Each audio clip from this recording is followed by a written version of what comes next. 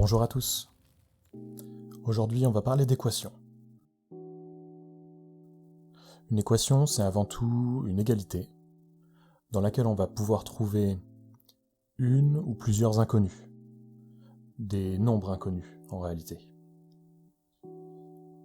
Première définition donc, une équation, c'est une égalité qui contient une ou plusieurs inconnus.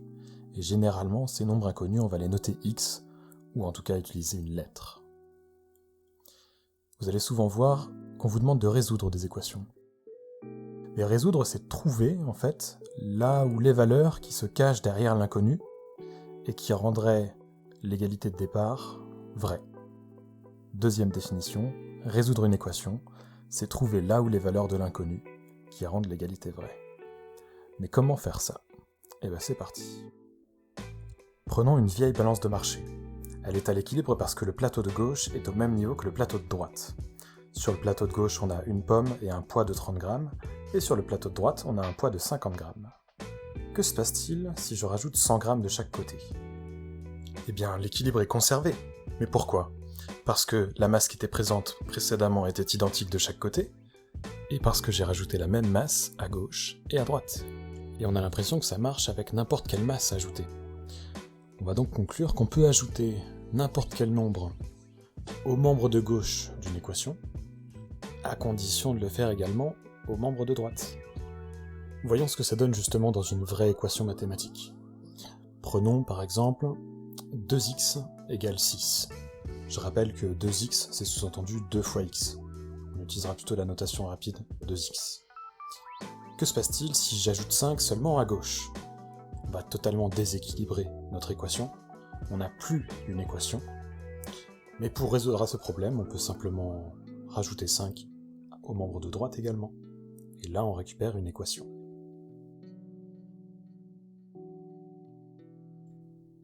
Prenons un autre exemple. Une balance sur laquelle, à gauche, nous avons une pomme et un poids de 25 grammes, et à droite, un poids de 25 grammes et un poids de 30 grammes. Est-il possible de retirer les deux poids de 25 grammes sans déséquilibrer la balance ? Eh bien oui, le contenu précédent était équivalent à gauche et à droite, et les deux poids que nous avons enlevés pèsent la même masse. Et on sent bien que c'est pas 25 grammes nécessairement. A priori, ça fonctionne quand on retire n'importe quelle masse, à condition qu'elle soit identique à gauche et à droite. On devrait pouvoir soustraire n'importe quel nombre au membre de gauche de l'équation, à condition de le faire également au membre de droite. Comme tout à l'heure, regardons ce que ça peut donner avec une vraie équation mathématique. On va reprendre l'équation de tout à l'heure, 2x égale 6.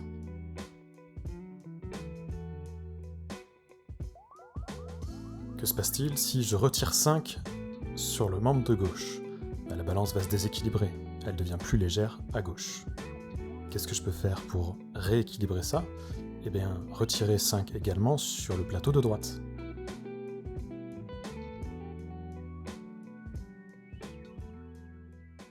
Prenons maintenant un troisième exemple. Toujours notre balance de marché, à gauche nous avons une pomme et un poids de 30 grammes. À droite, seulement un poids de 50 grammes. Que se passe-t-il si, sur le plateau de gauche, je choisis de mettre 4 fois la quantité présente ? Bon, en dehors du fait que ça va peut-être casser la balance, ça déséquilibre totalement. Comment faire pour contrer cela ? Tout simplement, choisir également de mettre 4 fois la quantité qui est présente sur le plateau de droite. Ce qu'il faut retenir, c'est que dans une équation, on peut multiplier par n'importe quel nombre le membre de gauche dans son intégralité, à condition de multiplier également l'intégralité du membre de droite par le même nombre.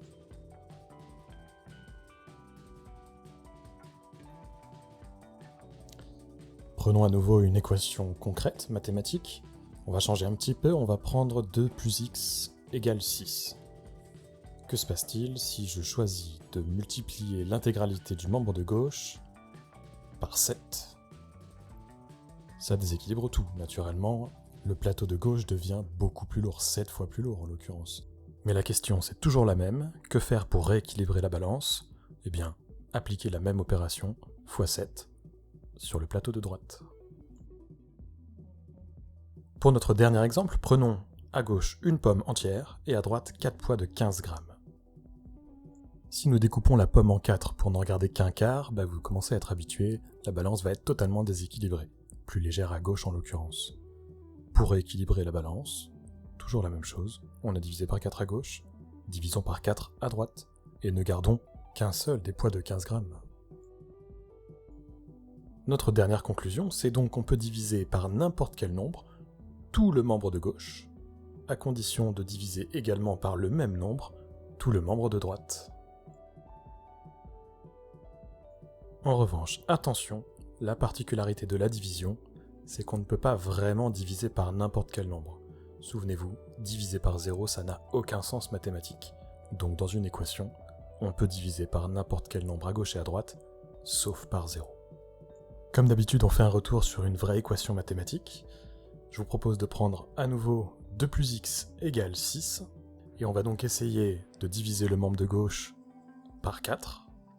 Ça déséquilibre à nouveau l'équation, naturellement, elle devient plus légère à gauche, et pour la rééquilibrer, comme d'habitude, on va utiliser la même opération à droite, et donc 6 divisé par 4 dans le plateau de droite.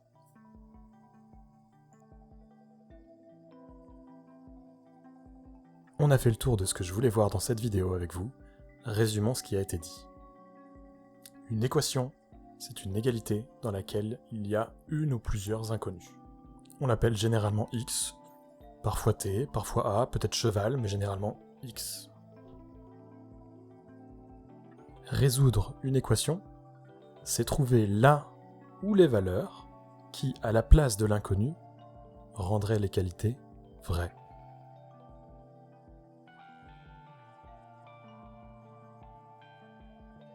On a vu que dans une équation, on était capable d'additionner, de soustraire, de multiplier ou de diviser par n'importe quel nombre. Tout le membre de gauche, à condition de le faire également dans le membre de droite. Pour résumer tout ça, je vous propose une phrase. Ce qu'on fait à gauche, on le fait à droite également. Et inversement. Dans la prochaine vidéo, on verra comment justement utiliser correctement nos 4 opérations, à gauche et à droite, pour résoudre des équations.